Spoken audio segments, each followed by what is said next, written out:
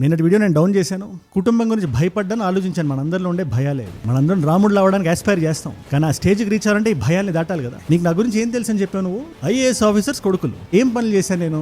నాకు తెలియక అడుగుతాను, నేను ఏ పని చేశాను? నేను ఏమైనా అలాంటి తప్పు చేస్తున్నానని నువ్వు ఫీల్ అయితే చూపి. రెండోది కుటుంబం మీదకి వెళ్తున్నావు కదా, let me be very clear. మా నాన్నగారు ఒక రిటైర్డ్ ఐఏఎస్ ఆఫీసర్, ఒక బ్యూరోక్రేట్. 32 సంవత్సరాల కెరియర్లో ఒక్క మచ్చ కూడా లేని ఆఫీసర్. ఆయనకి నాకు అభిప్రాయ భేదాలు ఉండొచ్చు, కానీ ఆయన క్యారెక్టర్ నువ్వు కాదు కదా, నేను కూడా క్వశ్చన్ చేయలేను. ఇంకా తమ్ముడు అంటావా, ఏదో మానభంగం చేశాడని చెప్తున్నావు. డైరెక్ట్ గా మనం పదాలు మాడుకుందాం. మానభంగం చేశాడా? నువ్వు ఒక 14 సంవత్సరాలు పిల్లని చేసావు కదా, దాన్ని మానభంగం అంటారు. దాన్ని మాట్లాడదాం, అది కూడా వస్తుంది. ఆ పాక్సో ఎలా వర్తిస్తుంది అదంతా రాబోయే వీడియోలో మనం మాడదాం.